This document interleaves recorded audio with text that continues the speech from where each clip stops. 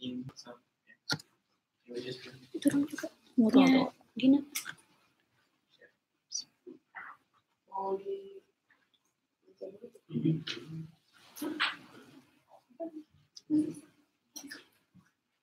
Yeah, so guys, good afternoon. Okay. Dikunci.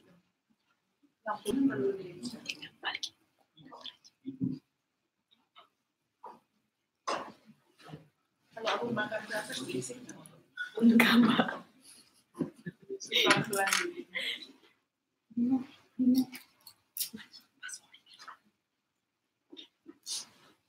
Hmm, 98. Nice.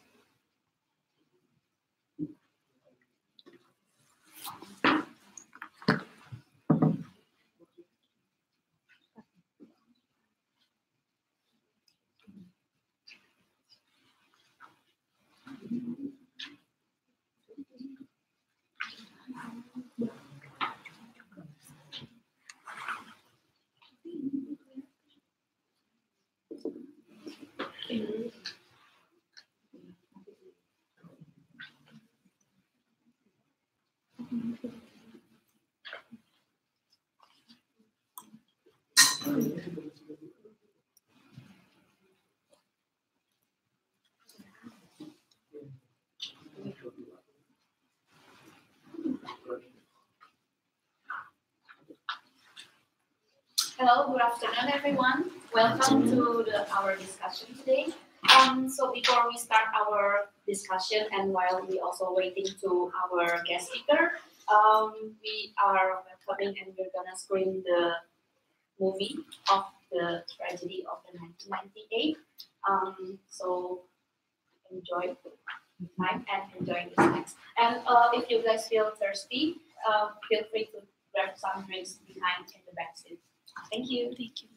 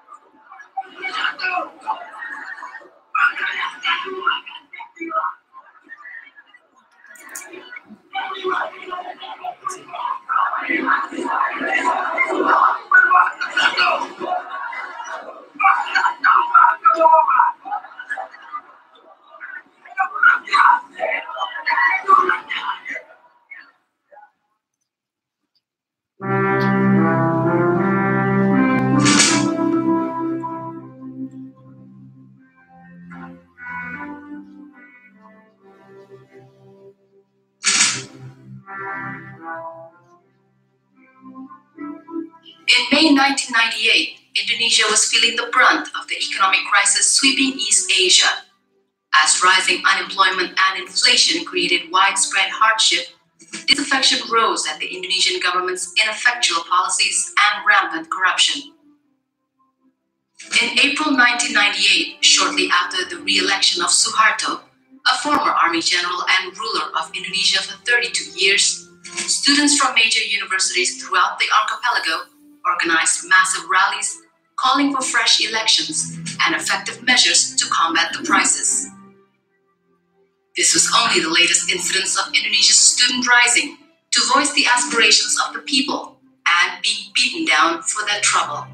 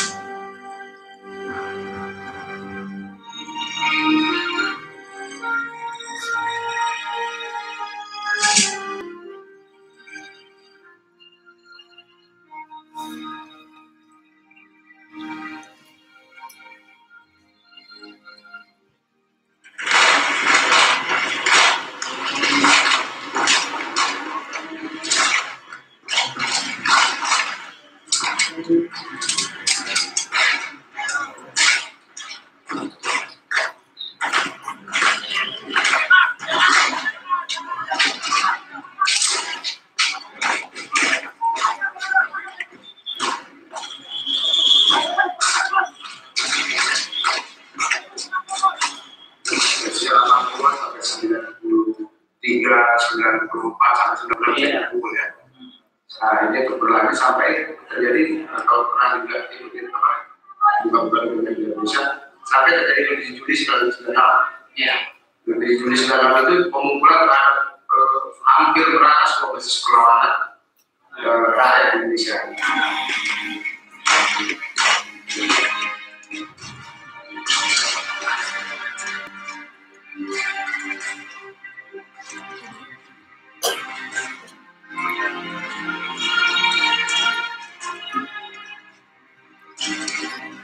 Sebetulnya ini maksudnya mahasiswa juga, tapi bentuknya ada LSM, yang kelompok studi yang kemudian menggunakan segala macam, yang bahkan pada dibanding semua LSM ini, kalau kita harus. Yang kami baik mau menyampaikan Initial demonstrations were held only on campus, obeying a military injunction to stay off the streets. But the students chafed at being confined and pressed to hold rallies at the Parliament building, where they could present their demands directly to the government. At Trisakti University, a kilometer from the Parliament, students finally surged into the street and into a hail of gunfire.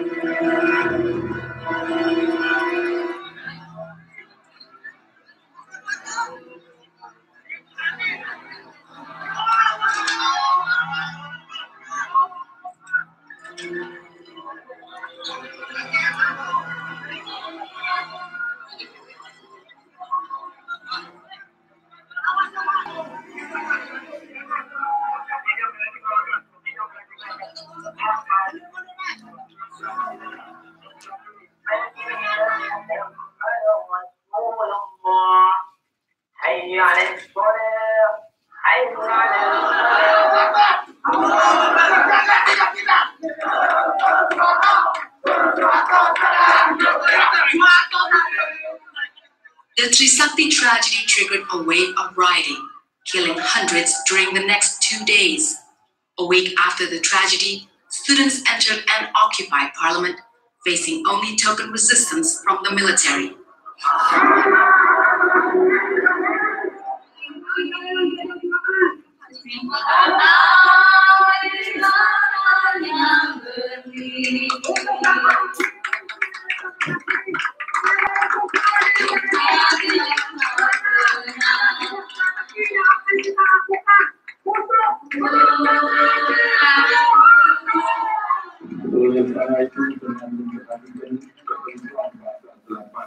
In the presidential palace, Suharto floundered, losing control of events. After failing to gain the support of religious and community leaders and the mass resignation of his cabinet, Suharto resigned in favor of his vice president and longtime protege, E.J. Habibie. Saya memutuskan untuk menyatakan berhenti.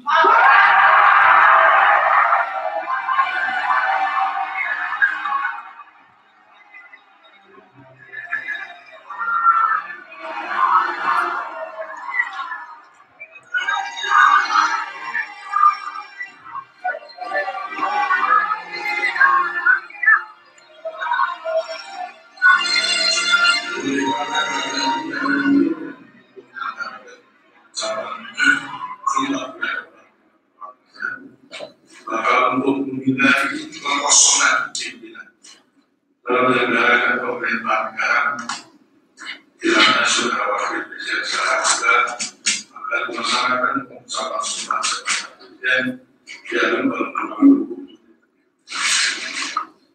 Demi Allah, saya bersumpah akan memenuhi kewajiban Presiden Republik Indonesia dengan sebaik-baiknya. At first, the students exulted at the downfall of Suharto, disapproving the myth that the old general was indispensable to the nation's stability. Sejak pertama Soeharto dulu dan digantikan oleh Habibie, kami sudah menolak Habibie karena kami sudah tidak percaya dengan hasil pemilu sebelumnya. Kami sudah tahu seperti apa Habibie, track recordnya bagaimana. Kami sudah tahu dia juga sama-sama Raja KKN. With loyal Suhartoists still in power and the former president protected by the army, the students saw reformation slipping away.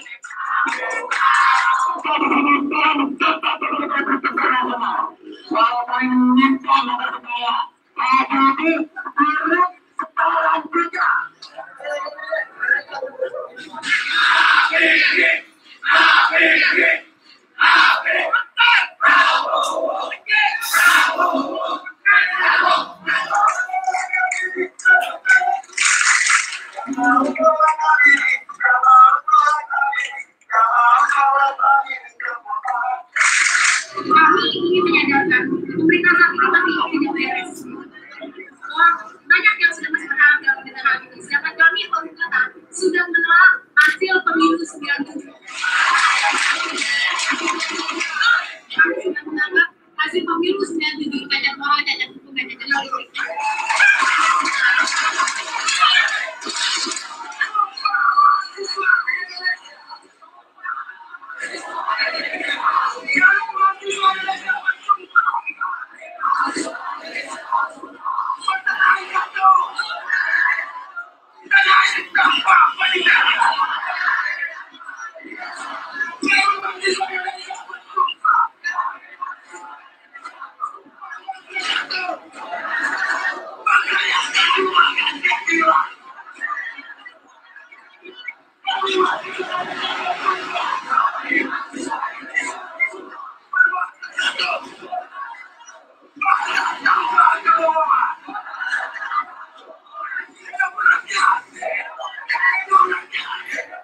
Under a policy called dual function, the army maintained internal security as well as external defense. Though the stated purpose of dual function was to maintain order in a nation rent by inter-ethnic violence and social unrest, dual function became, in effect, a mandate to shoot Indonesians as well as foreign enemies. Negeri ini dikuasai oleh fasis militer yang sewenang-wenang menginjak-injak hak rakyat, menginjak-injak kita semua. ABRI tidak banyak seperti Nazi, tidak banyak seperti fasis di Itali. Angkatan bersenjata Republik Indonesia tidak berguna.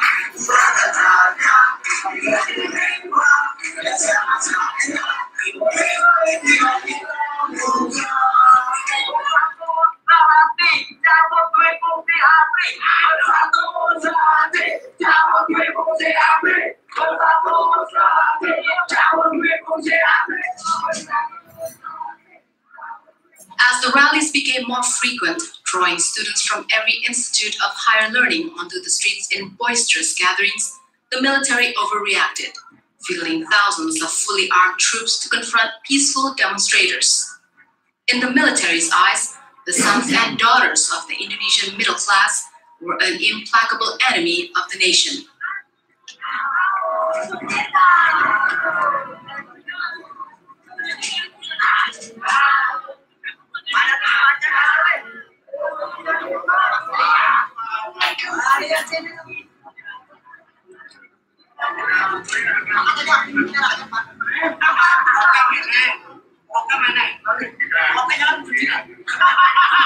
Kami hanya bertawakan jika mereka mengisahkan kami, meminta kami sebagai komunis, sedangkan kami mahasiswa yang lahir bukan mereka komunis, kami tidak tahu sebagai komunis. Jika mereka mengiakan kami komunis, hanya ingin memperlambat kebijakan-kebijakan.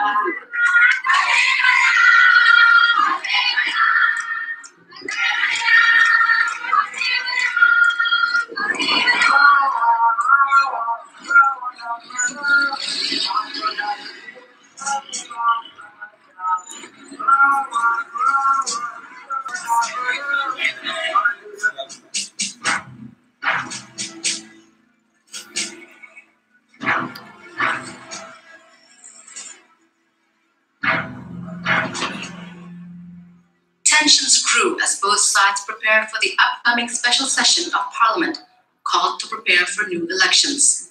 The students rejected the session as the delegates were all Suharto appointees and pressed for a people's session with true representation.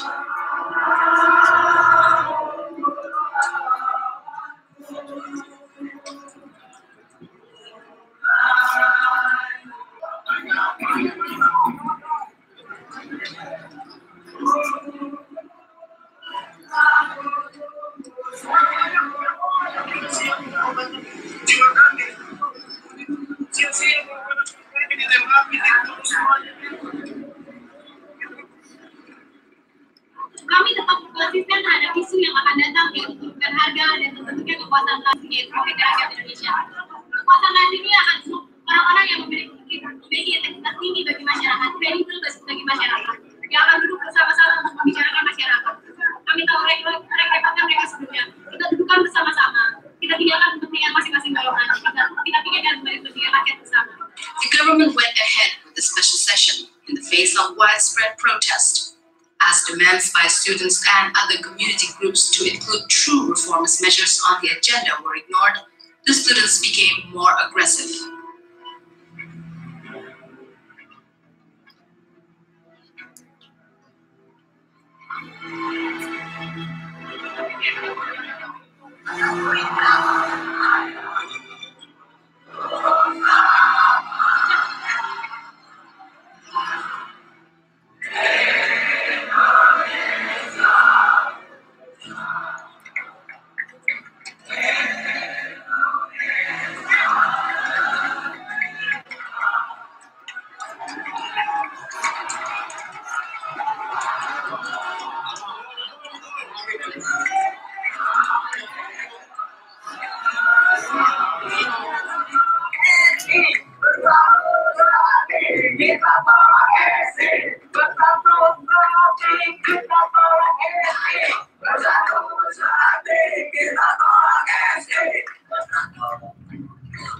Yang disampaikan oleh Sekretariat Jenderal Majelis. Sampai saat ini telah hadir 981 anggota majelis yang terdiri dari unsur semua fraksi dan telah menandatangani daftar hadir. Kami buka dan dinyatakan terbuka untuk umum.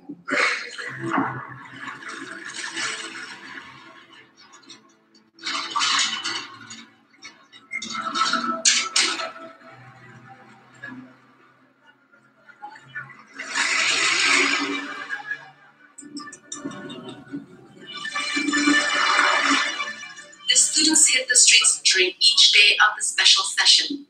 As the final day of the session approached and the students attempted to penetrate military lines set up 2 kilometers from the parliament, beatings became more frequent and savage.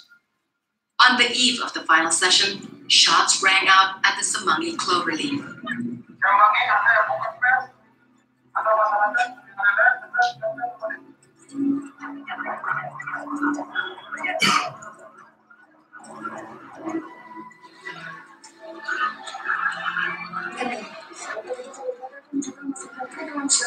Sekali lagi dengan tegas, saya mohon dengan bapak yang sudah dilakukan ini, salah satu dapat dilakukan lagi, demikianlah usaha bapak, maka jangan dilakukan dengan kesalahan.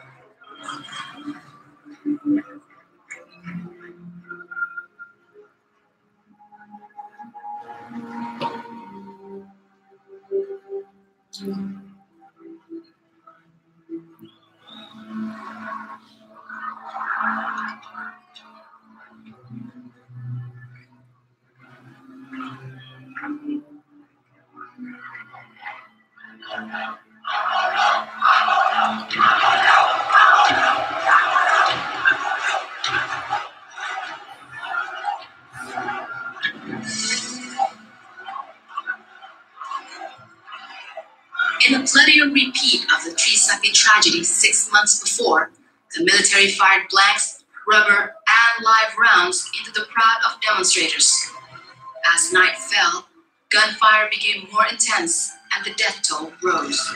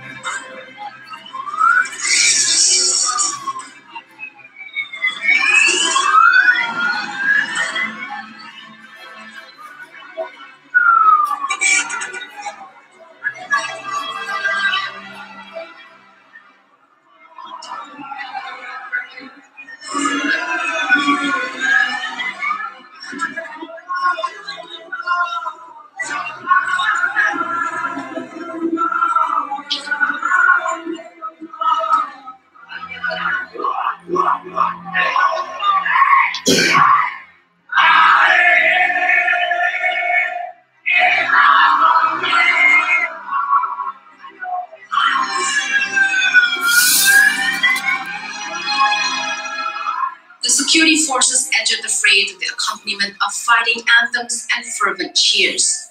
To them, the Semanggi killings were a proud blow for their beloved nation. It seems like each fallen student gave rise to a regimental hero.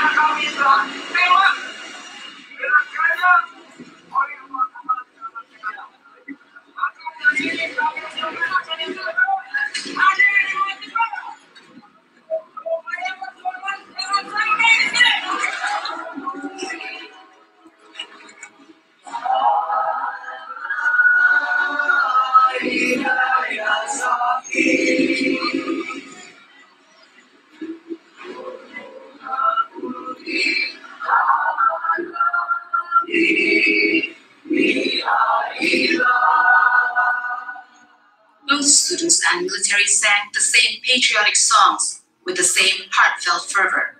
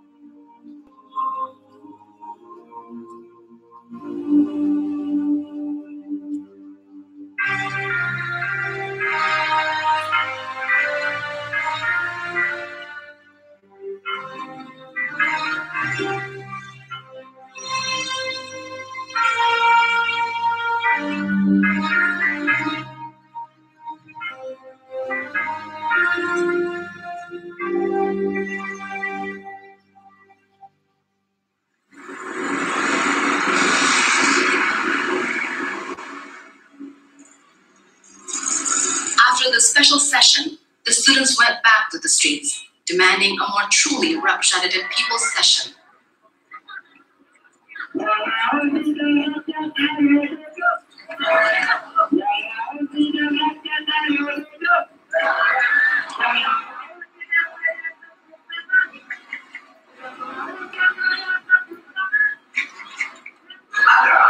Ada upaya untuk kita bersatu, tapi ya mungkin perjalanannya belum bersesat.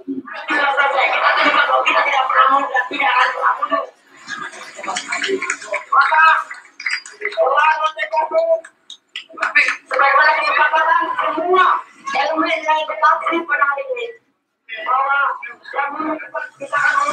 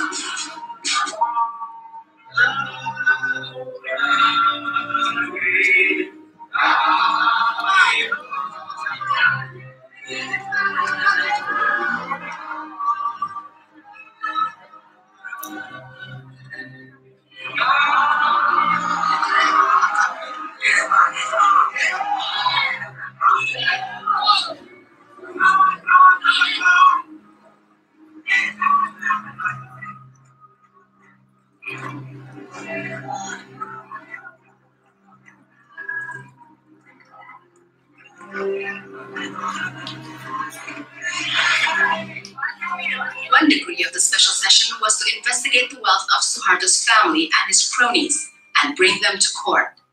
But after months in power, Habibie's government has shown little enthusiasm for investigating the former president.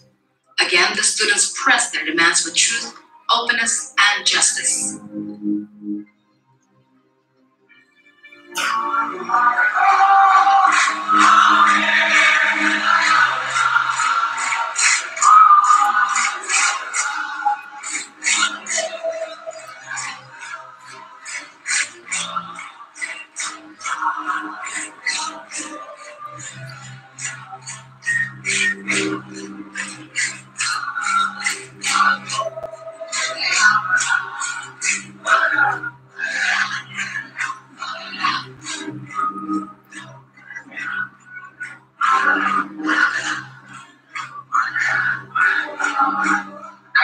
SMJ saat itu masih memilih mengakui status istimewa yang kemarin sebagai langkah perubahan. Sebenarnya dari perempatan tidak melihat itu lagi sebagai langkah perubahan yang konsisten, sebagai langkah perubahan yang jujur dalam dunia demokrasi. Tapi kalau mereka sendiri masih melihat itu.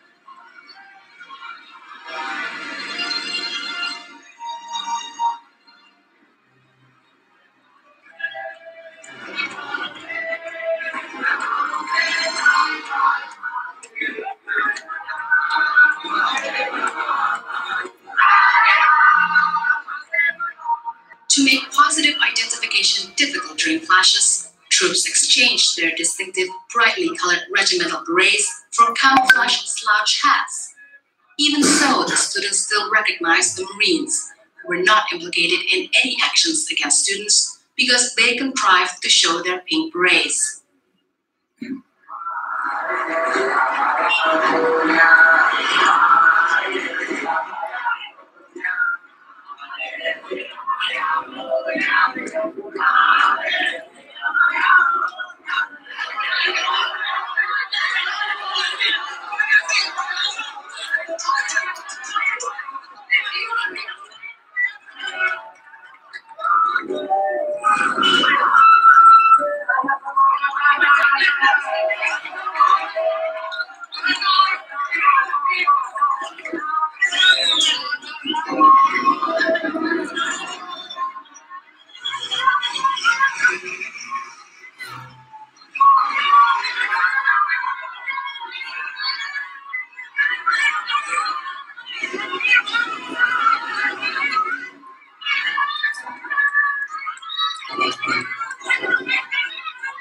female students took deep offense at a call from the Minister of Women's Affairs for female students not to join demonstrations in an all-female gathering to protest the minister's statement and other issues. The women police corps showed they were the equal of their male colleagues in crushing demonstrations.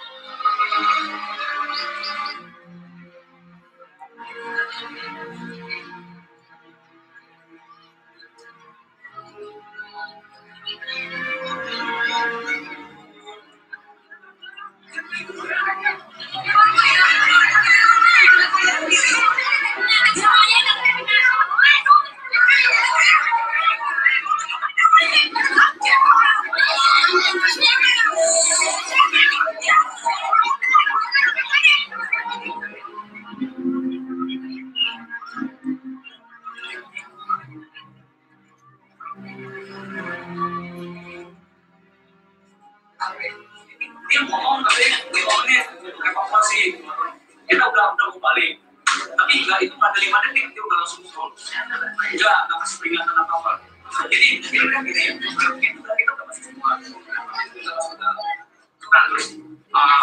pasti dia langsung ngomongin kita udah balik semua atau itu dibuktikan mau kita karena itu kan langsung keluar karena dia dulu langsung dibuka kemana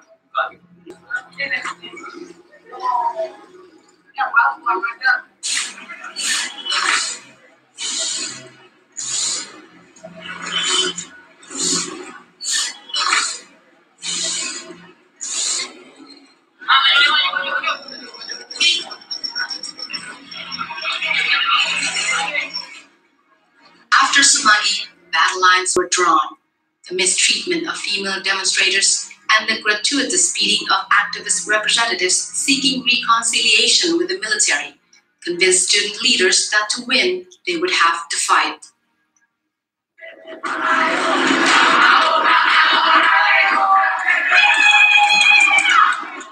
In the weeks prior to the Islamic holy month of Ramadan, students went into the streets not calling for peaceful reformation, but with the battle cry of revolution.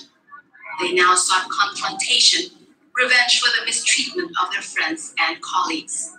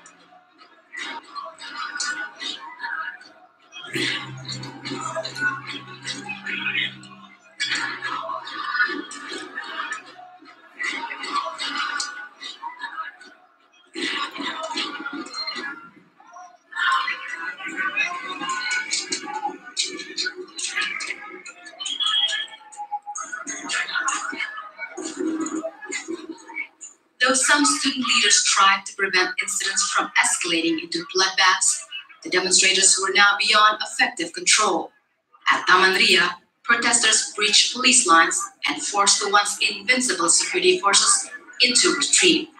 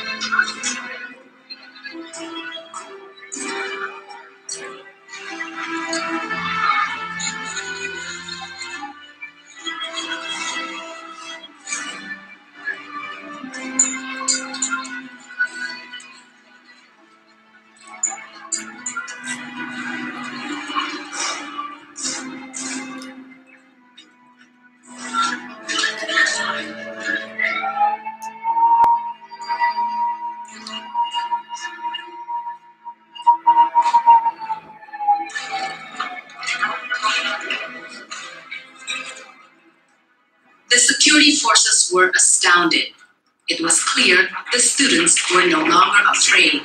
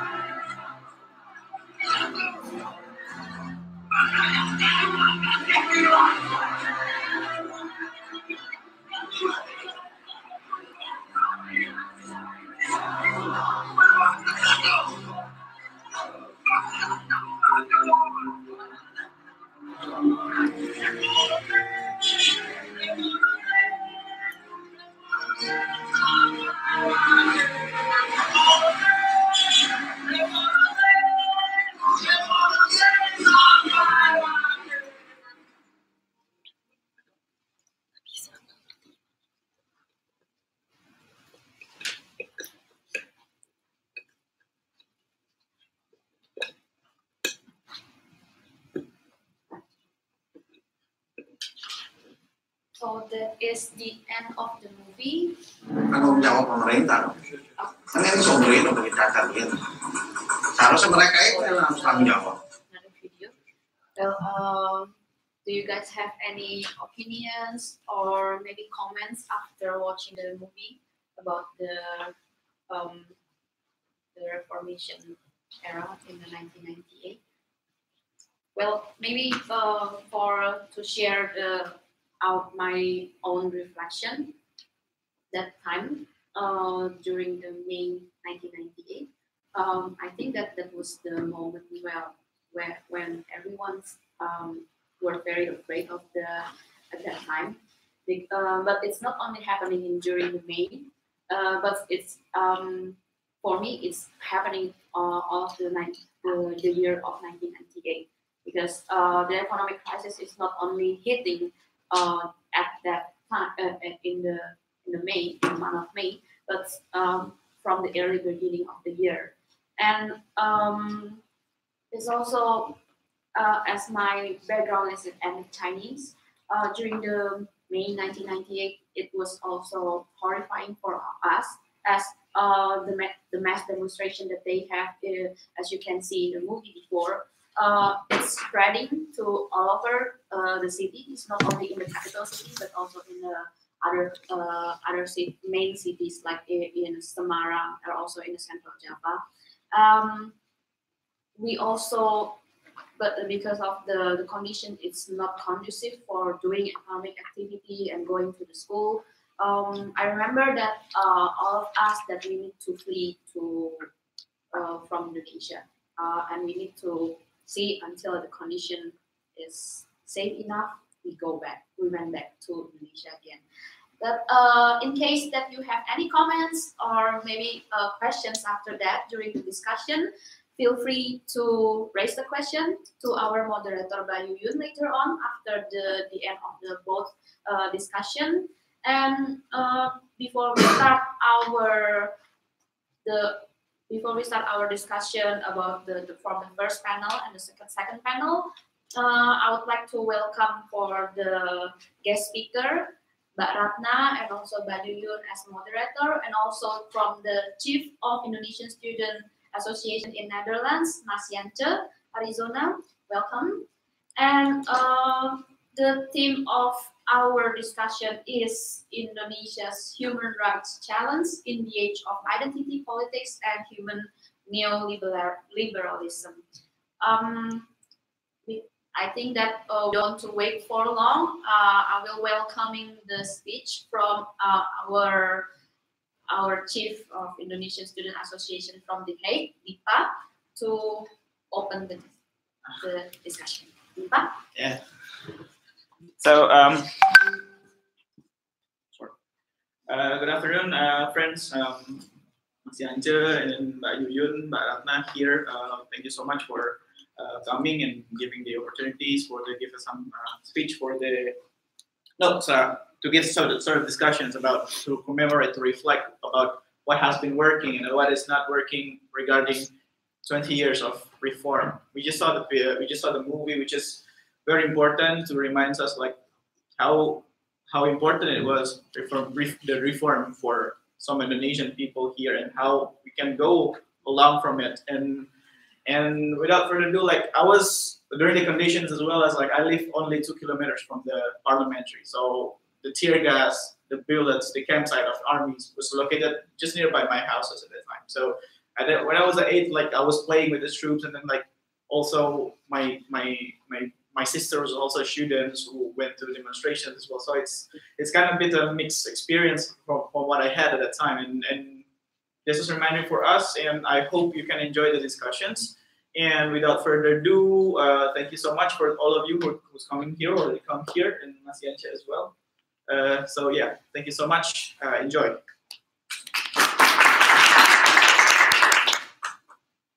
And maybe from Mas Yance wants to have any opinion or Any speech comments? first to open this discussion.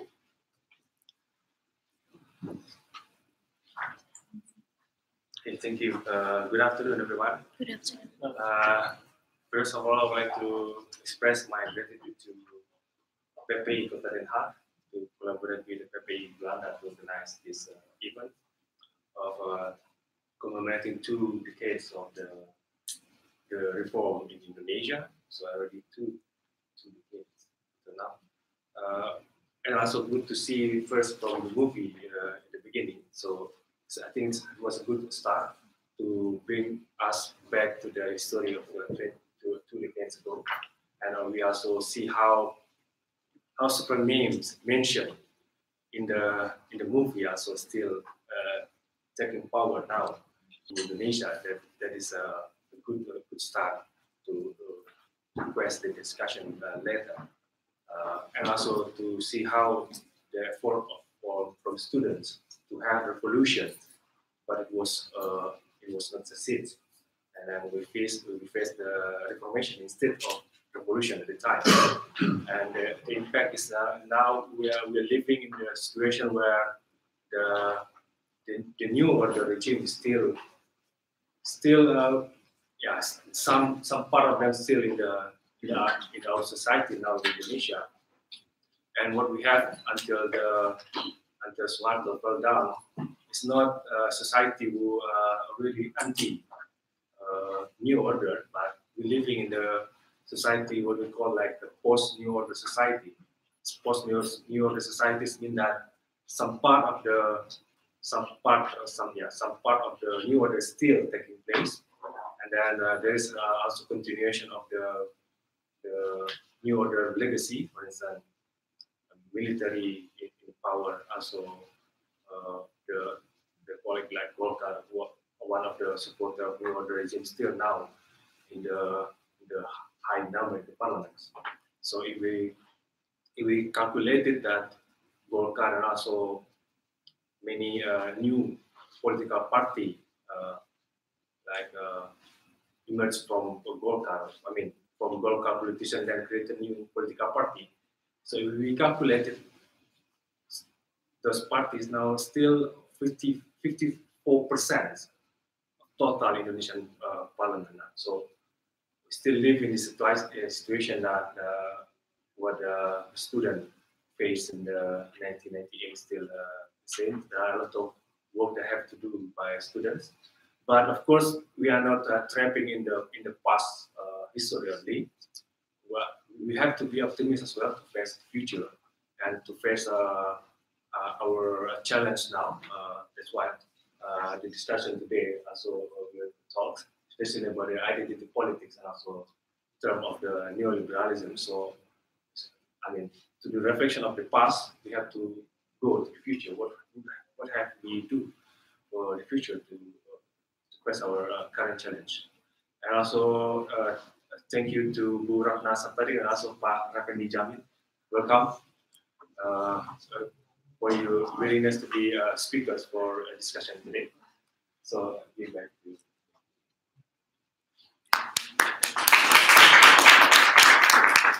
Thank you, Mas Yance Arizona, for giving the speech.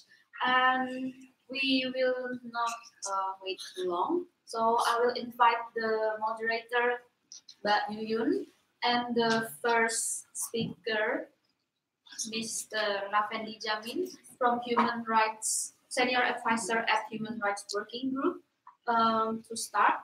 And also the Ms. Ratna Saptari, Assistant Professor at Leiden University, to come in front of this.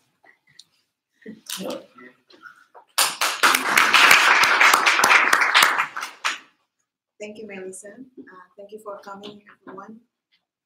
This event is organized by Indonesian Student Association of Netherlands. Yance mentioned PPI, that's Indonesian Student Association of Netherlands, and also Indonesian Student Association of Den Haag or The Hague. I think what Melissa mentioned very important on the dimension of the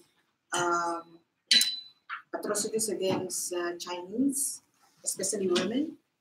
There has been a lot of accusation and events in which women from Chinese origin have been raped, and that has been the cases have been put forward by President Habibie to President Habibie, and now we have the National Commission on Women's Rights. We don't have the commissioner now speaking here, but there will be one session, I think, in Utrecht University. One of the speakers is the current commissioner on the National Commission on Women. She will be speaking about Islam, women, Islam, and Indonesia in the reform context.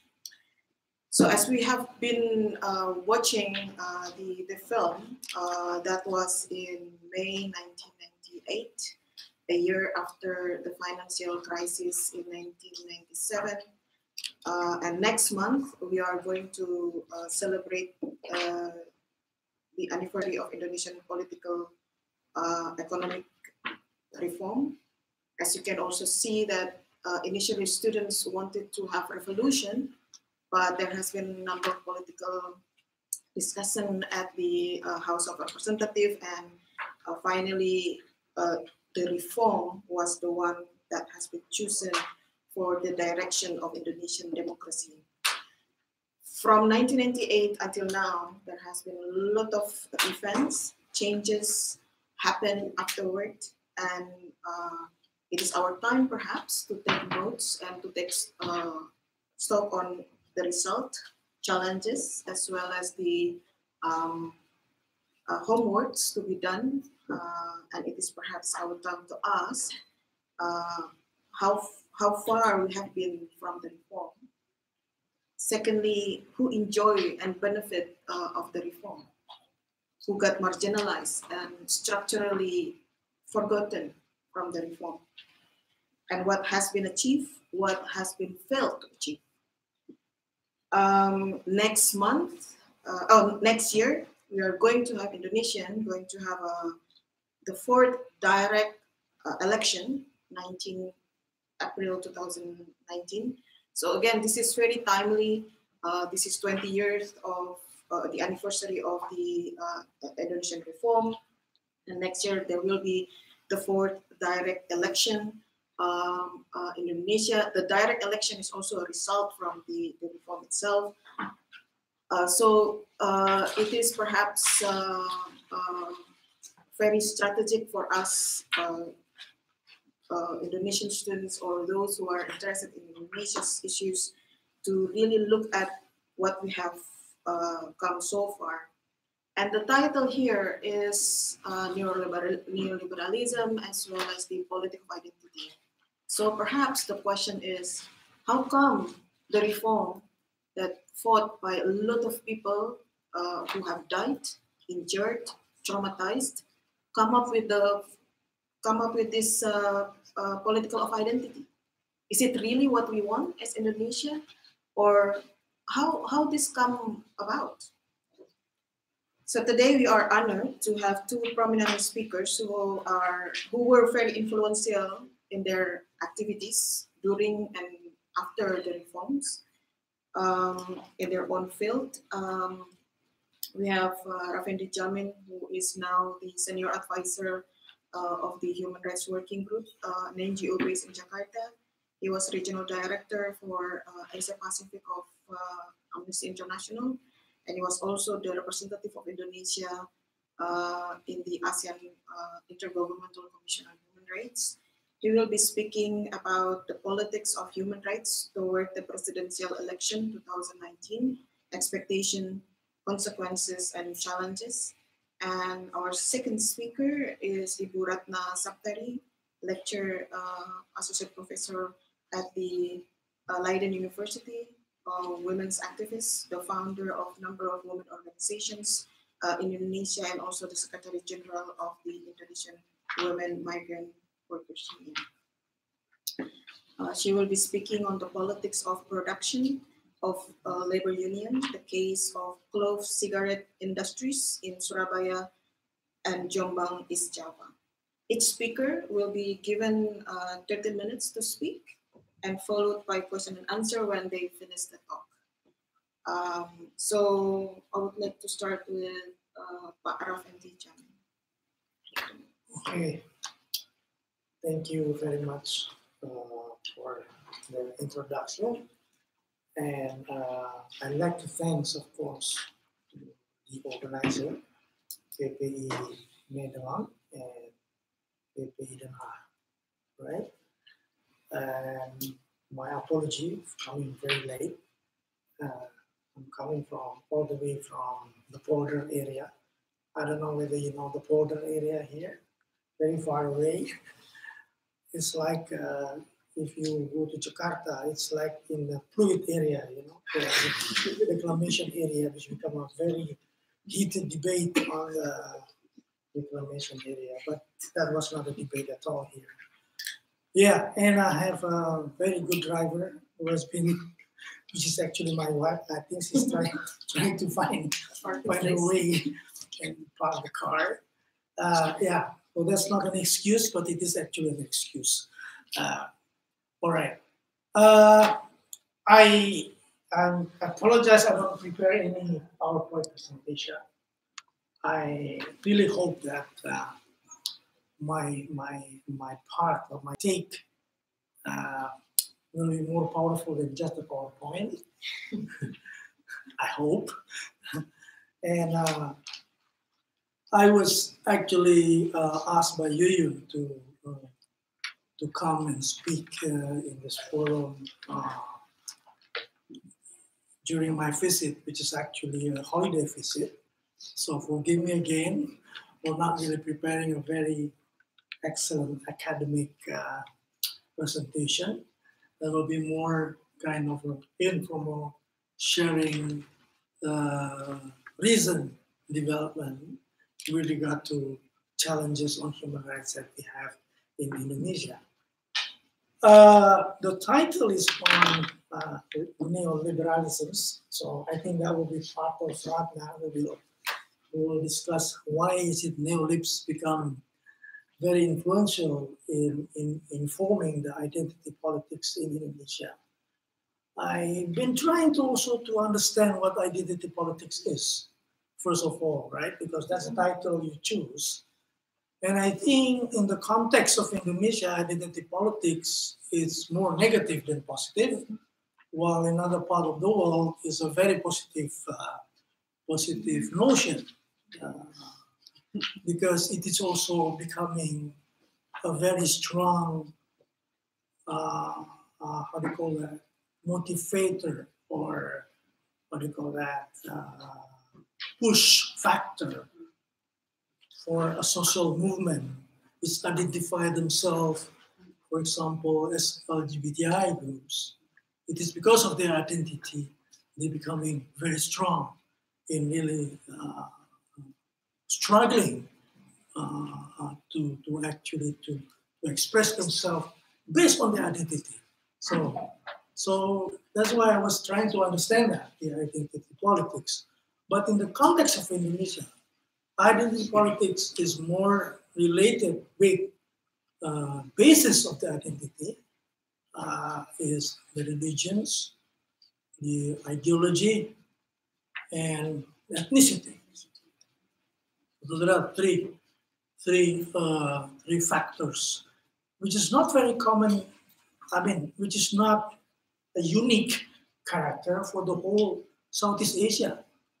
Yeah? So I think it is more ASEAN or Asia identity politics could be understood that way, which is completely different with identity politics from the Western social movement in the US or in Europe. As you all know, that the gay movement started in the 1970s. In Indonesia, gay LGBTI movement is just starting, and it's very much under pressure in the current democratic governments. So that's conceptual problematic when we are going to discuss about identity politics. But let us now use the concept of identity politics in the context of Indonesia, which is very much related to the three issues I mentioned earlier. And a quick overview, looking at the films that you have seen. I didn't see the films, but I think I can guess what kind of film is that. I think we've been living in a if you look at the presidency and political process, three big period, which is 1998 until 2004. That is the process of, it's almost 1 decade, under three presidency, Habibie presidency after Suharto stepped down, and then Abdurrahman Wahid presidency, and then followed by Megawati when Abdurrahman Wahid was also forced to step down. So there were actually two step down process in the transitional process towards democracy in Indonesia. And in that period, I think the very basic foundation, not fundamental, the very basic foundation towards democracy has been laid down in terms of the legal framework, legal and institutional framework, and in terms of constitutional commitment. As you all know, but for the constitutional amendment is taking place in that period, and that's a milestone of the basis of democratic values and respect to fundamental freedoms and human rights, which is now already part of our constitution with the second amendment of our constitution. The most repressive power or agencies, that's the intruders, which is my driver and my wife and her sister.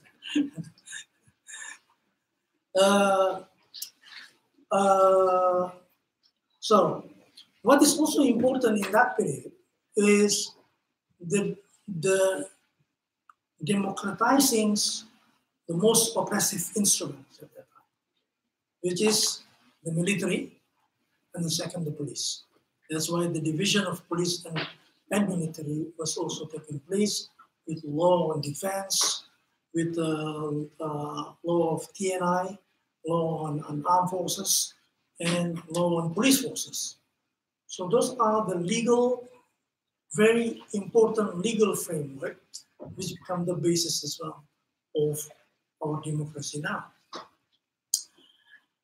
It's called Security Sector Reforms Agenda, which is part of reforms agenda in any context of democratizations, which is if you don't do any agenda of the reforms of the security sector, then your reforms toward democratization doomed to be failed, or will take a longer time of phases of democratizations, which is experienced by Indonesia. We'll go back later probably on the so-called unfinished agenda on security sector reforms.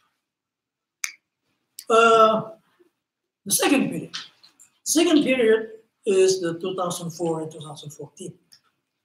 Let me go back again on what are the highlights of the human rights violations taking place in the first 8 years of reforms era. Is of course the intercommunal conflict. The intercommunal conflict, which is basically a political conflict and manipulating or using the political identity, which is religion's ethnicity. That's why you have a conflict in Moluccan Islands. You have a conflict in West Kalimantan, which is the conflict of Dayaks, Muslims, and Malay Muslims, Dayak Christians, and the most Christian Islam conflict, which is not Christian and Islam conflict, is in Maluku. Yeah? So these are the area of intercommunal conflict that Indonesia had to face at that time. And finally come up with some effort towards peace and now reconstruction and peace building and early warning mechanisms to be able to detect or to prevent that sort conflict will happen again. Even it is also translated into law. You have a specific law, to regulate the prevention of social conflict. The second period is the 10 years SPY presidencies. And I think this is marked with the assassination of Munir, our friend, who was supposed to be with us if he's still alive, right? And until now, the case is still unresolved. And although one of the actors has already been punished, brought to court, and released, and the main actor was actually prosecuted but free from any indictments. Yeah, General Muhdi, and the other one which is related to that is still within the circle of power now, which is Mr. Hendra Priyono, General Hendra Priyono, which is very much linked or related with the cases of Munir assassination. So religious intolerance. So it is not only in this period. Religious intolerance and the rising of intolerance towards religious minorities within Islam, and then intolerance between religions was actually already growing during the period of SBY. It was actually during SBY period that the increasing radical and how do you call that, radicals and violence. You have to combine it. Radical, there's nothing wrong to be radical as long as it is only in your mind. But then you become radical and then you become violence and try to impose what you think you're right, then it becomes very problematic. So that's actually the context of the 10 years under SBY. The Munir case was not solved. All past human rights abuses was not solved, and so that kind of legacy is now was taken over by the current presidency, which is now we're having 2014, 2019. Okay, now we are entering the last 5 years of our reforms agenda and democratization agenda. And during this period, this is a lot of democratic-minded people, pro-human rights people, already part of the government, but they are still facing the reality of politics, the reality of power, which make things more difficult to really pursue or to implement what has been very well formulated in the so-called Nawacita, the 9 agenda of President Jokowi, which include human rights agenda. Last 2 months ago, I was part of a discussion held by the Kelompok 9. It's a new kelompok. Kelompok 9 is a kind of think tank group. They are supported by, I don't know who's the supporter, but I think it is based in the University of Indonesia, because it is our friend, Edi Prasetyo, was actually heading this Kelompok 9, and from the Faculty of Social Science. And in this discussion, we had a very open discussion, because they're inviting different actors, human rights organizations, women's organizations, national human rights institutions, and they try to invite as well government agencies. But unfortunately, the government agencies was not there. So try to review the Nawacita agenda, and the Nawacita agenda particularly on human rights. And if you can recall the Nawacita agenda, the 3 strategy of Nawacita agenda is, first is on general role reforms, continuing reforms. The second is on the rights of the women's, children's, and marginal groups. And I think the third one is, now I forgot, but there are 3 strategies. And they try to translate that Nawacita as well into a national, what do you call that? RJPMN, Rencana Pembangunan, National Development Planning. Medium National Development Planning, RJPMN, tingkat. Yeah. So that means 2014, 2019. So this agenda is translated into the action. And I think one human rights NGO has already made some assessment on that, how the Nawacita is translated into action in RJPMN. It is, you can check it in the website. It is done by LSAM, one of the human rights NGOs. So in the discussion there, so I'll go back to that discussion again. We have heard a lot about increasing criminalization of environmental activists. Environmental activists, which is not truly environment, because they're coming from the people's organization as well. So you see a lot of incidents, group from Walhi, group from Jatam, Jaringan Tambang Nasional, or Mining Networks Indonesia. Walhi is the Friends of Earth Indonesia. They've been very much focusing on the conflict between peoples and company and governments. So presenting the data, what they have, you will see that, oh my goodness, why is this still happening in the Indonesian democracy?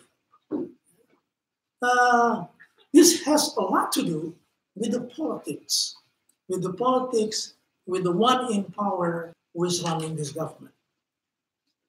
Because this government will have to deal with different fractions of political power.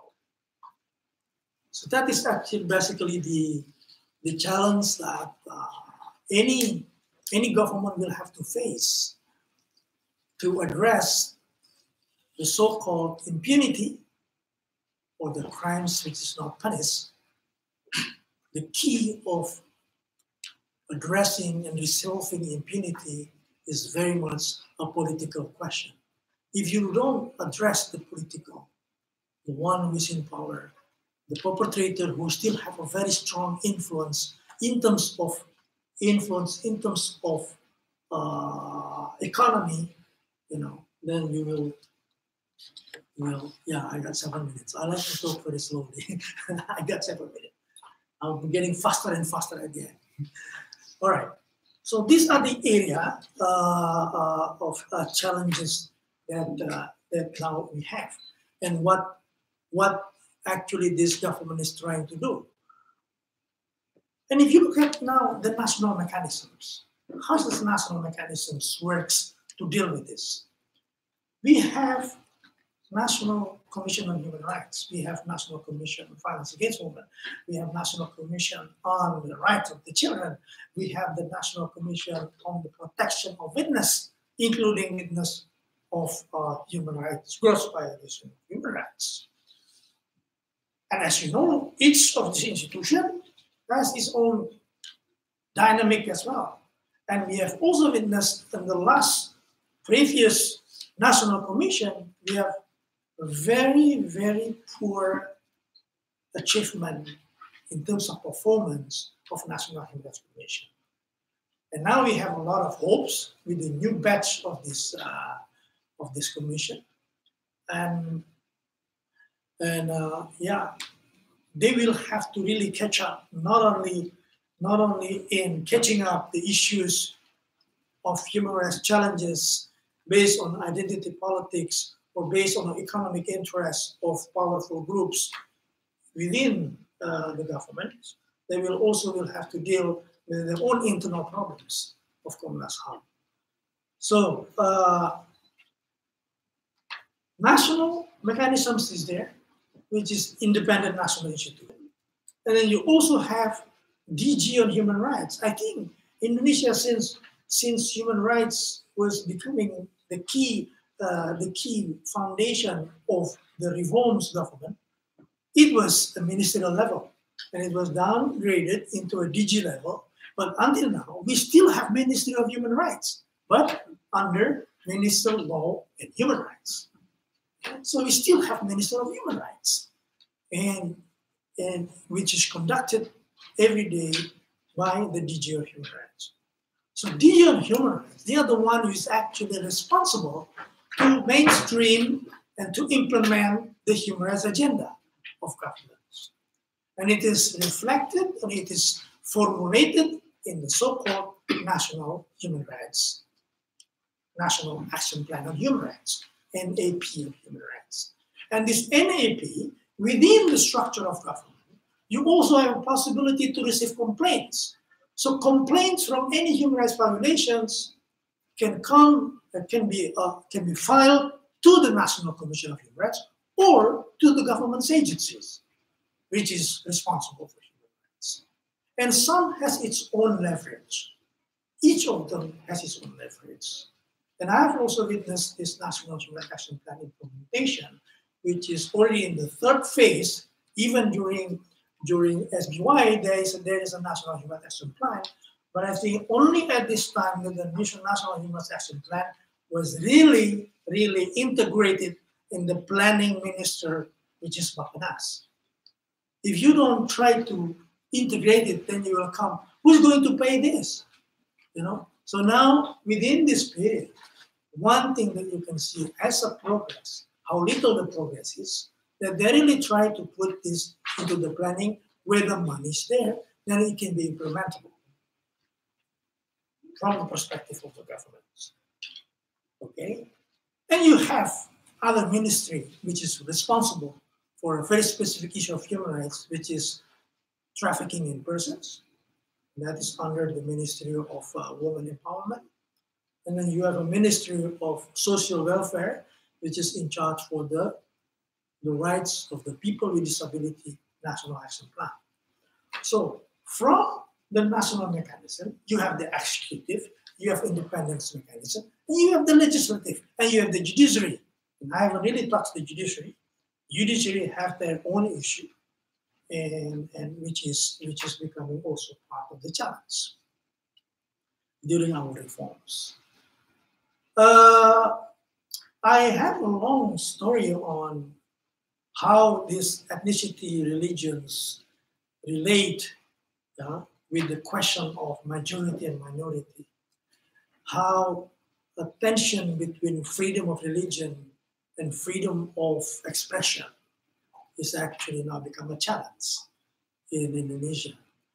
The ability or capability of law enforcement official as well as government's official, especially local government on at the level of district and province, that becomes a very serious challenge in really coping with the problems of human rights challenges based on identity politics.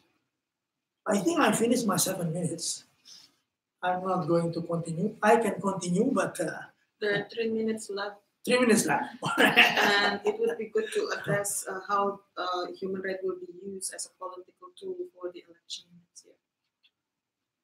Well, thank you for that question. I think what the current government now is trying to do, they try to strengthen this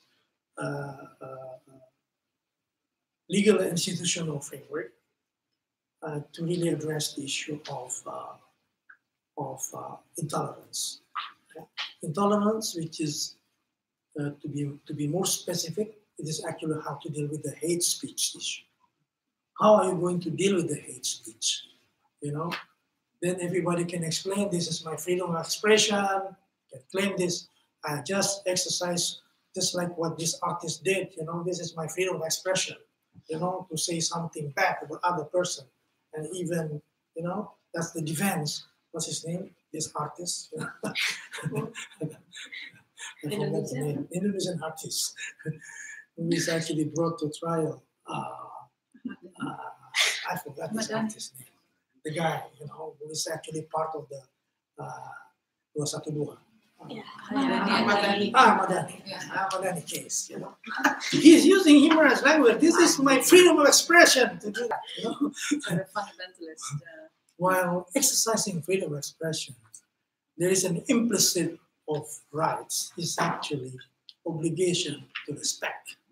And then he failed to understand this obligation to respect of other people's rights.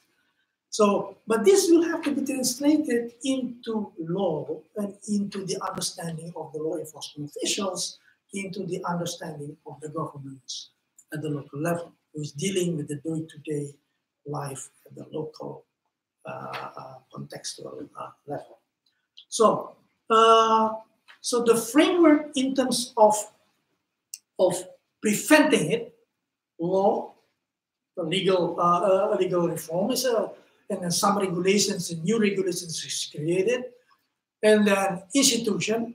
You have a new director on cybercrime, because they will have to face, this is the war of Zaman now, is the war against social media.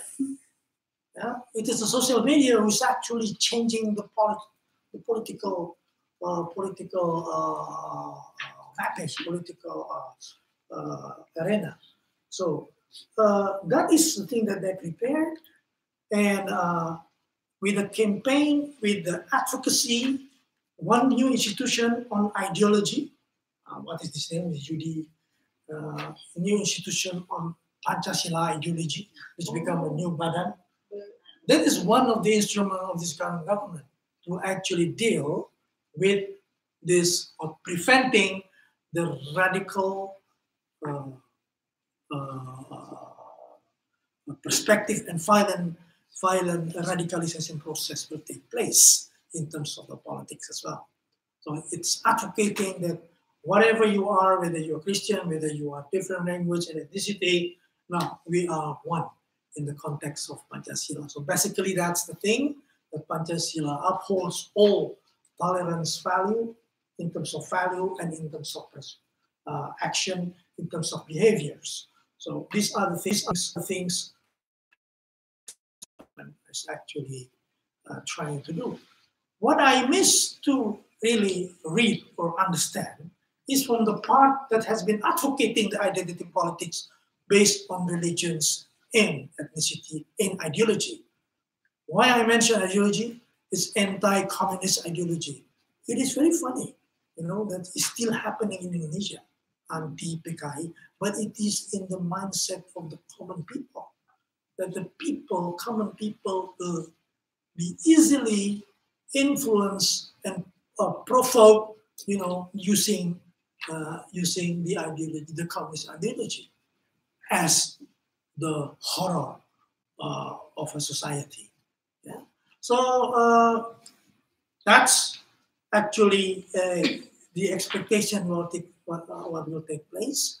I think from the part of the governments, they've been trying to really preparing this carefully, but I haven't seen really the things has been prepared by the other part who has been using identity politics as such. Thank you. Thank you very much, Pak Raffendi. For the interest of non-Indonesian, zaman now means currently. The now. The now, in the now. Generation. This is the language of the youngsters. They like to change certain words, but it become a trend. Pancasila is 5 pillars of Indonesian ideology. So please Google, because we don't have time to talk about Pancasila at the moment. And anti-communist. The film didn't say anything about anti-communism, but in 1965 there was a big event, a tragedy, or people call it as political genocide against communism. Well, long story, but please Google if you are interested on the issue. Before going to Ibu Ratna, I forgot to introduce myself. Who are you? My name is Yuyun. I'm a PhD researcher here at ISS. This is my second year. Ibu Ratna, 15 minutes. Thank you. Actually, the title of my talk is different from what Yuyun was saying. Because I thought we had a discussion, Yanja and I, about what I should talk about, and my research has been on the cigarette workers in Malang, Kediri, and Surabaya in East Java. But I thought maybe for you it would be better to talk about general labor movement in Indonesia since the reform period. So a broader topic, which would be maybe more important or more interesting for you. So the title of my talk is about the Indonesian labor movement and workers' agency 20 years after Reformasi. And I say workers' agency because I'm going to look at different levels of responses to either state or capital repression or exploitation. But what I would like to start with also is that a little bit about the New Order period, because then you can see the sort of stages or the continuation or differences with, like what Andy was saying, with the past, because a lot of things have not changed, but some things have changed.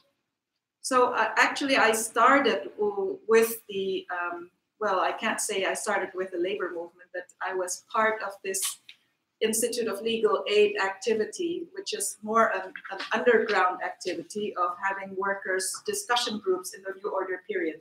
Because in the New Order period, there was only one union, which is a state union.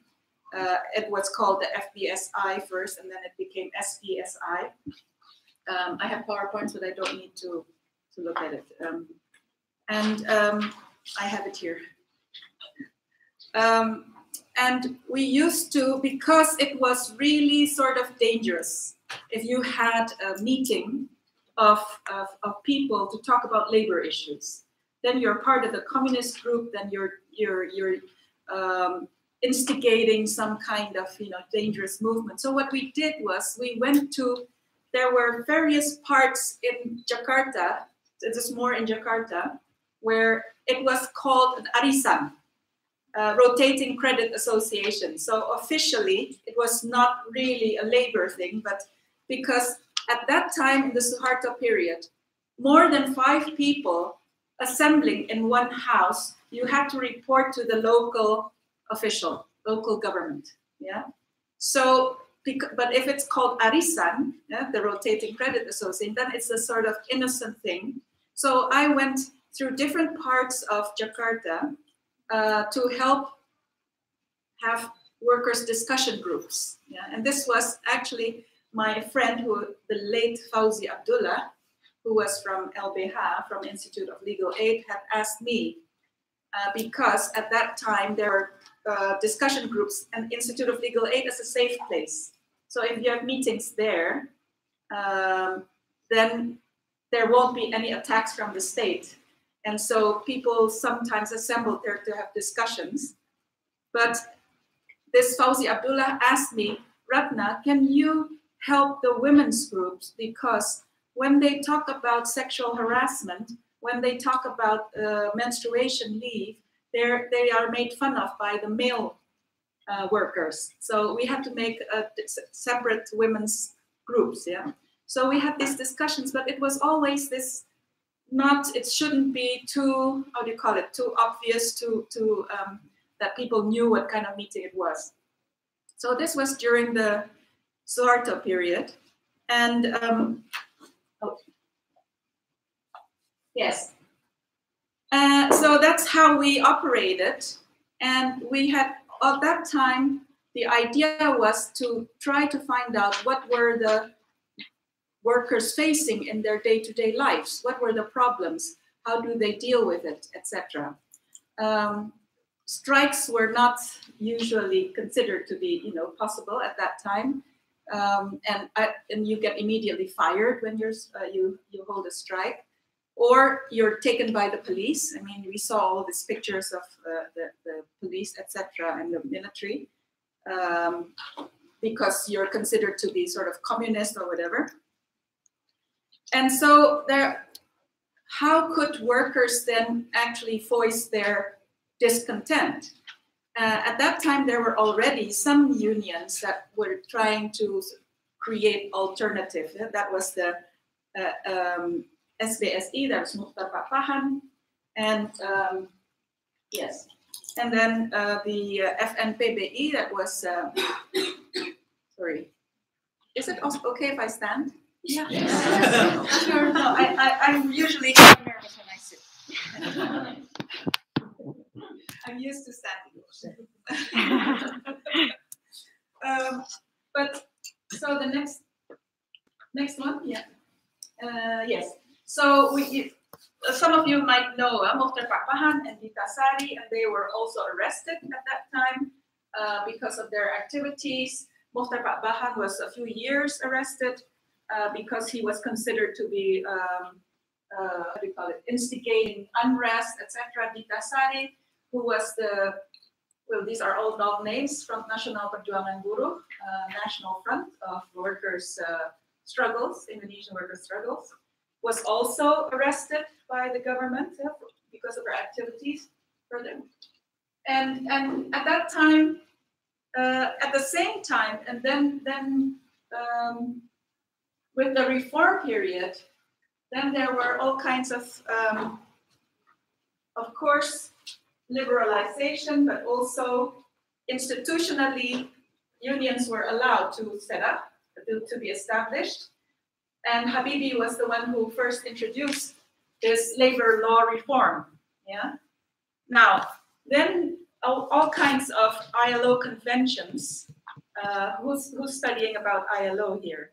Because ILO itself is a quite interesting institution. We consider it as, oh yeah, that's something that will protect us, etc. But ILO itself has very neoliberal ideology also. So they have all kinds of conventions, and we could go further. Yeah, and a lot of them were ratified by the Indonesian government at that time. In 2000, 3 labor bills. Law number 21, 2000 was on trade unions. Law 13, 2003, manpower, and 2004 on industrial relations disputes. Now, these all sound very nice, of course, because then you have the space to create or to establish other unions apart from the state union. And actually afterwards there were about 80 unions that were established, which also created complications. And he was also saying about this fragmentation and conflict internally among organizations. But even these laws themselves, next one, had problems because like the 2000 number 13, unions to institutionalize, but these unions are selected. Yeah, so it's not just any union, but they are also what kind of unions are they? And also that the idea was also to allow contractual and outsourcing practices. Yeah, this is all. I'm very ambivalent about this outsourcing because this. I don't know if you know the name Said Iqbal, who is a very famous unionist.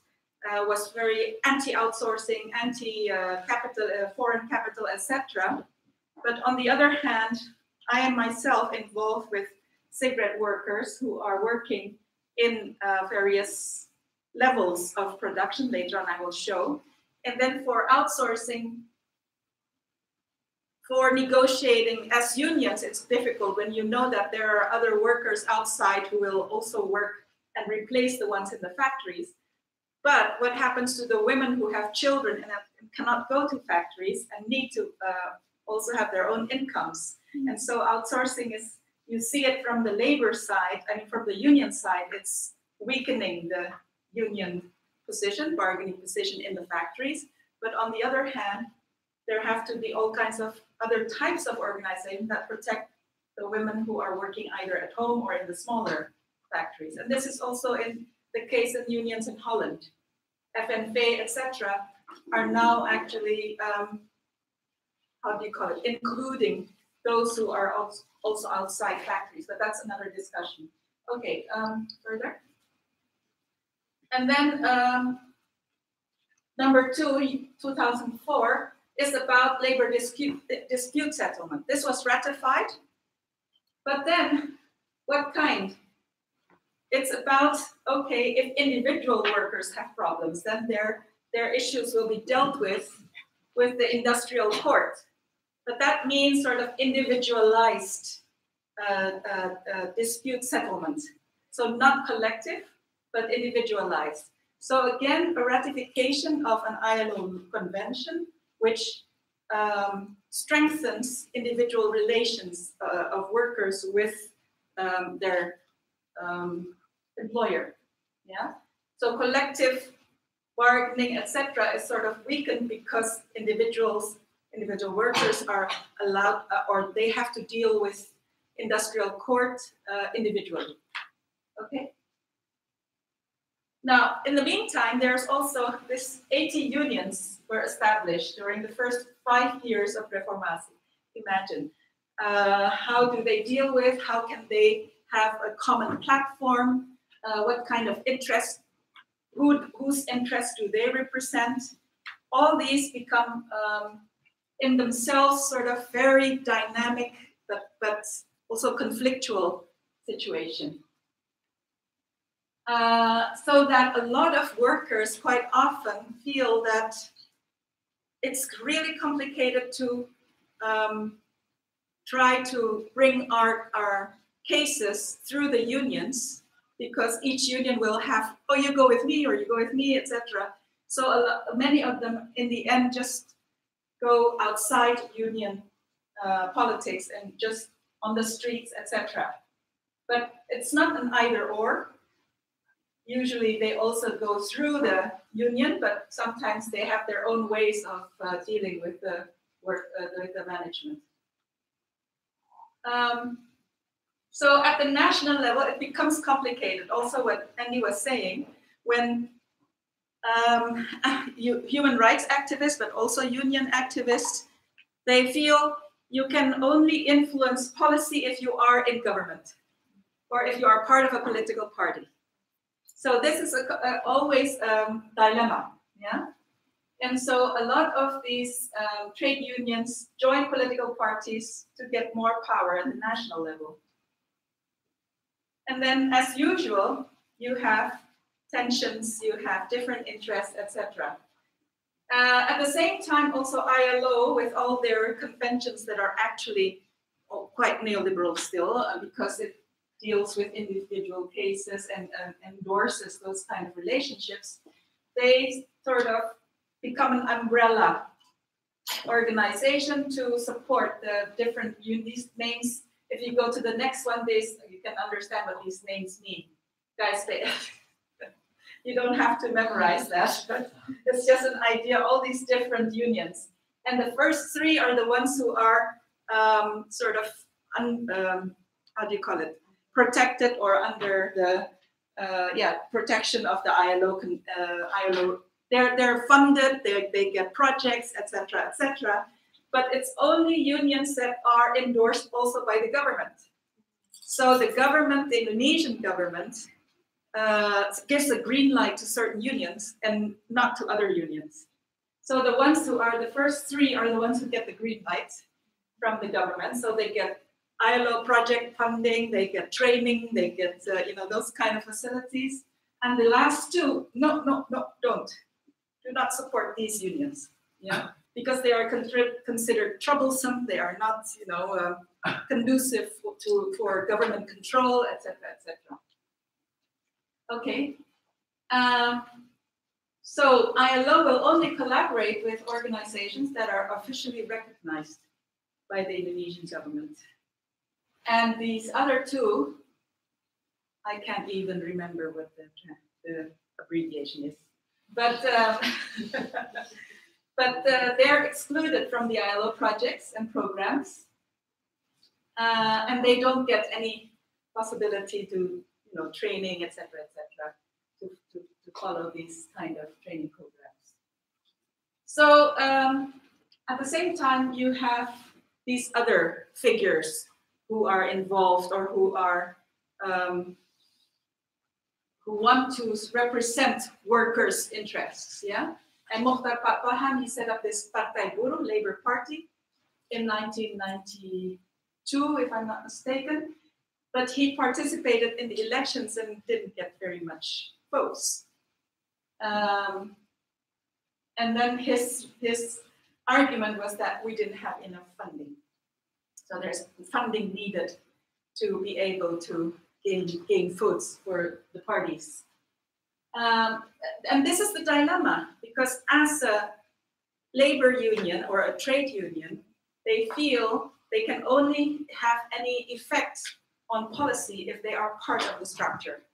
And this is their attempt, but then the minute they get into the structure, either whether political party or government, and he was also saying these human rights activists in that government, what is the result? So either you're in or you're out. That's always a dilemma within the structure. Okay. And the issue now is that what do unions do? What do trade unions actually do? They represent workers, but what issues do they raise? And usually the issue is wages. Okay, we want higher wages, but then you get higher wages and then that's it. And also what a lot of the unions, all those 80 unions that was listed in the beginning, are representing workers that work in factories. What happens to those? I don't know what the numbers are, the percentage, but when I did my research, my PhD research, which was a long time ago, factory workers represented only like 12% of workers in general. So that who actually are we representing when you are in a union? And when the union does not take into account workers that are working outside. So these are the problems, Now, apart from the fact that trade unions, when they do, or the leaders enter the government or political parties, that a lot of the sort of political space or ability to protest sort of becomes diluted. So a lot of workers then try to voice their issues, their complaints on the streets. And then you have all these strikes and demonstrations, etc. We have seen it a long time, quite often after in the reform period. Even all the middle classes are complaining, oh, they're on strike again, they're blocking the roads, even my mother was complaining, my sister was complaining, oh, those workers, they're always blocking the roads, etc.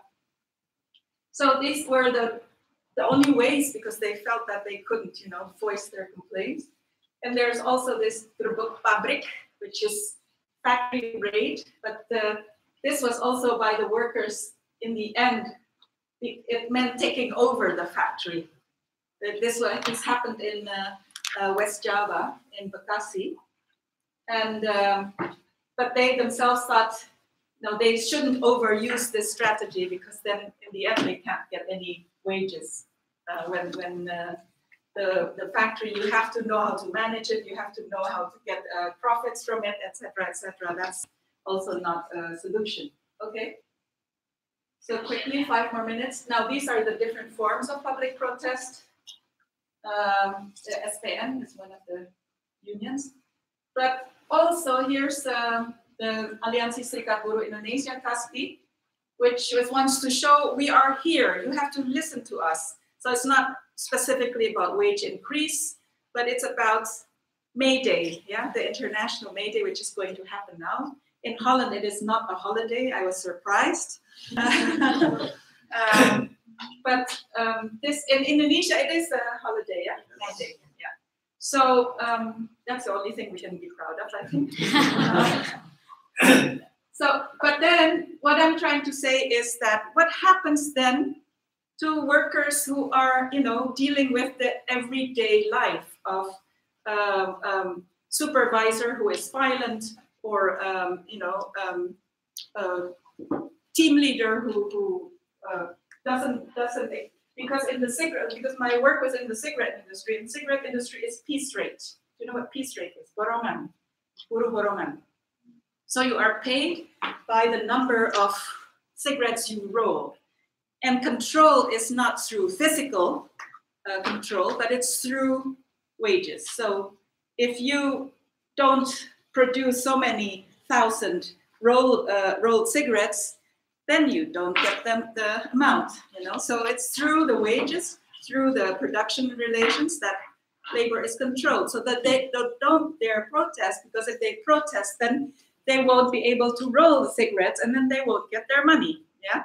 So it's not a daily wage, it's not a monthly wage, it's just how much you produce. And that is a different kind of control by capital. We've been constantly talking about the state, we've been talking about trade unions and the state, now we're talking about workers and capital, which trade unionists actually don't talk about, yeah? Their aim is the state, their target. So here is the cigarette industry, Sampurna. I'm sure you know what Sampurna is, which is now taken over by Philip Morris since 2005. They have these MPS, which is the, subcontractor. So they either, whether it's a cooperative in a small city, or it's a pesantren, it's a religious school who takes over. So they contract to these different units. And so it's not one big factory, but it's many factories in 38 places. So how do you organize a union movement or a labor movement? That's not possible, because here, if you go on strike here and stop working, then they know that these others will function. Yeah. They know that they will be replaced. There are others who replace you. And quite often in my daily talk with the workers, they say, oh yeah, if we do something wrong here, they will concentrate there, to get more workers over there. So this idea of being part of a chain already is part of a form of control. Yeah? And this is more to do with capital. Okay. So here, you have, I did my study in Surabaya and in Jombang. And in Surabaya it's part of an industrial estate. You have more a tradition of labor movement, unions being active, etc. and Jombang was more of a pesantren area, a religious school area. And there you had no tradition of unionism, etc., so there are other ways of protesting. But it was more protesting in the workplace, yeah? Okay. This is forms of control, piece rate work. Paternalistic, this is called corporate paternalism. I don't know if you have ever heard that term, but it's about how you take care of your workers so that they will all follow your instructions, etc. We have slamatans, and we have hajatans, and we have silaturahmi, etc., etc. So that's corporate paternalism, which in a way you cannot, say to the worker, you don't join those things, because they say, well, we do need something after our work, And so this is, I'm also very ambivalent. No, come on, we have to be extreme, radical, revolutionary. No, it's part of their lives. They also can enjoy that. So this is the issue, the problems that we face if we are in the labor movement, to know how to deal with corporate paternalism. And then sort of feeling you're part of the Sampurna family, etc. And Sampurna has such a reputation that they feel they're very proud of being part of that, So if I would talk to a worker and then the mother says, well, my daughter is working there, and that's guaranteed that our future is. So it's this gray areas of having been involved in the workers' movements in the past, and then you go into an area where people are all dependent on this industry, and you have to think about what kind of strategy should you establish in a situation where it's not exploitation only, it's also family, and it's also work, and it's also, long hours of work. Or the problem is, if it's short hours of work, it means that they have less income, because it's not a monthly wage, it's not a weekly wage, it's a wage according to how much they can roll. So this is all these gray areas that come out in looking at particular industries. Okay. So these are, the factories are quite large. Even the MPS, the subcontracted units, 1,400 workers per factory. They're not home working, actually. They're 1,400, and then Surabaya has about 4,000 to 6,000 workers. Okay. But I'm saying it doesn't mean that they never protest. This Surabaya, but what are they protesting about? They're protesting about the fact that there were rumors that the factory was going to move. And here this is in Surabaya. And they say, are you going to move? Then we'll lose our jobs, etc., etc. And this policeman trying to, it's okay, it's all going to be all right. So this is the other side of the violence that you saw in the film, about how they're trying to appease the workers, that their future will still be okay. And in fact, the company didn't close down in Surabaya, it's still there. But there are two sub-units that have closed down in Lumajang and in, I forgot one other area, city in East Indonesia. Okay. So, this is the only form of protest that they do without having to protest on the streets. It's booing a supervisor when somebody is sort of doing funny work, or not being nice to a worker. Then somehow intuitively the workers woo woo woo, and imagine like 2,000 people sort of booing a supervisor. And I've heard stories about supervisors wanting to move to other factories because they can't stand these workers here, and they don't know what to do. Yeah, so it's also a bit of showing power, but in their own way. And then I remember somebody saying there's a male supervisor who was actually not in charge of this role, because usually it's women supervise mandor, women mandor. but a male supervisor wanted to inspect something, and then everybody said, wait, you know, sort of whistling and saying, oh, there's a man coming in, you know? Because this is like 90% of the workers are women. So it's sort of these things that make these middle level bosses a bit uneasy, but it doesn't touch the power structure of the company. Because if they are dissatisfied, yeah, they blame the supervisor, not the company. So it's more considered because it's become individualized, this whole thing. The whole system of production is not something that is from above, but from the bosses at the local level, or what you call them, the mandors, the supervisors. So that dissatisfaction is aimed at these people rather than the big company. Okay. I think that's more or less. Now, corporate paternalism, yeah. Okay.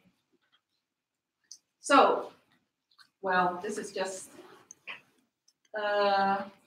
we have to, so if we look at the labor movement, we have to understand different levels. The level at national, because a lot of people only concentrate on what's national politics and the role of labor unions there. But I realized when I did my research, we don't know very much about what's happening at the local level, at the workplace level. What do they experience every day? How do they express their dissatisfaction, their discontent, etc. So that's the things that we have to understand. And I have still contact with labor activists, and I said, you know, how to think about action and strategy for action is different from what do we actually have to know first about labor relations, yeah? Because we have to understand labor relations. It cannot be immediately translated into strategies for action, collective action, but we have to understand the production relations and the capital labor relations that exist in the workplace, whether it's in one place or in different places, especially when it's a production chain. The clothes that you wear, the